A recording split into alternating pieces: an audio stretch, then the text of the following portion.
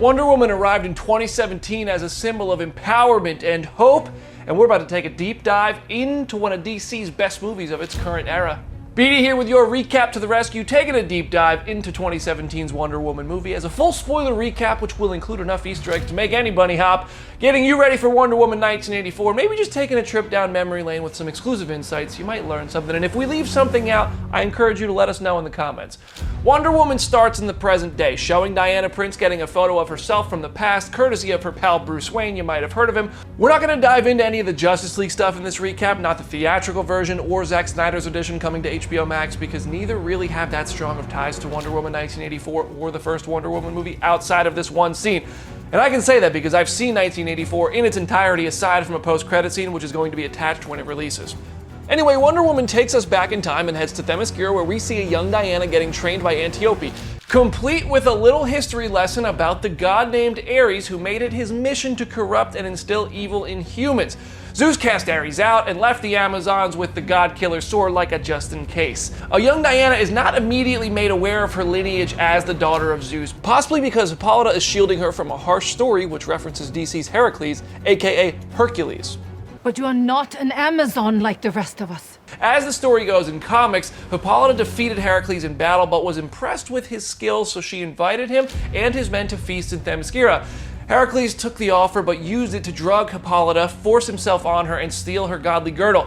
This is probably and justifiably why they don't allow men in Themyscira. So in 1918, a more grown and Gal Gadot looking Diana saves Steve Trevor washed up on the beach, but men are not welcome here.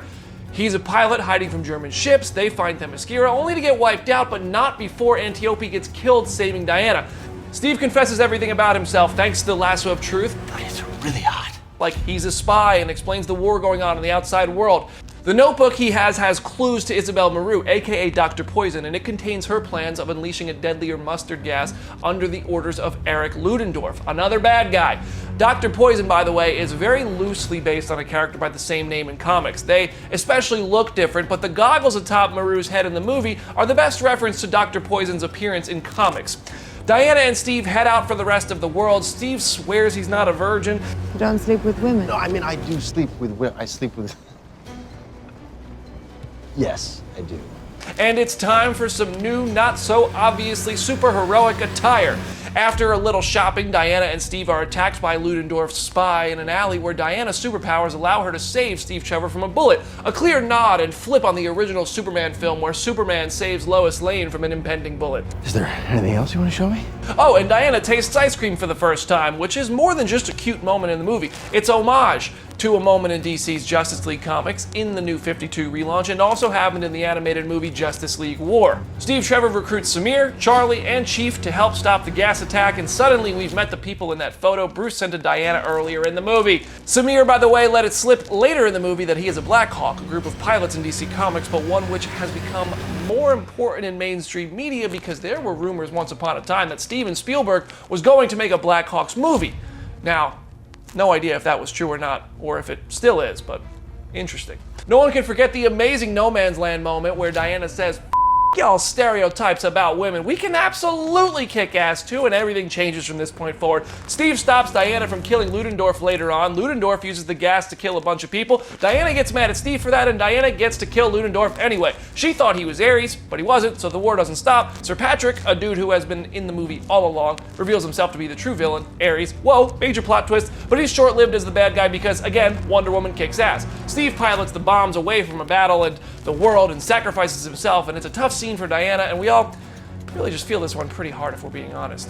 Her last exchange with Steve encourages her to spare Dr. Poison, and she believes there is still some good in people, but she definitely doesn't think there is any good in Ares. Being the daughter of Zeus, she uses all that lightning to yeet him right out of existence, and that's a power updated for Wonder Woman thanks to DC Comics legend Gail Simone herself, which she added in Wonder Woman number 39 in 2010. Everybody celebrates the war ending, but Diana is still very sad about Steve dying. In the present day, she thanks Bruce Wayne for the photo, which, if we take a very close look at it, back when it was being taken, oh, who's that? Well, that's Zack Snyder, of course, the executive producer of Wonder Woman and individual responsible for casting Gal Gadot as Diana for Batman vs. Superman, where she debuted.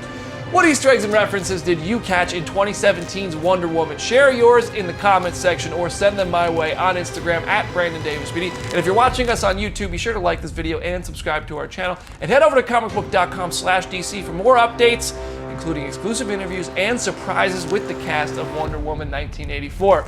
I'm BD. I'll see you there.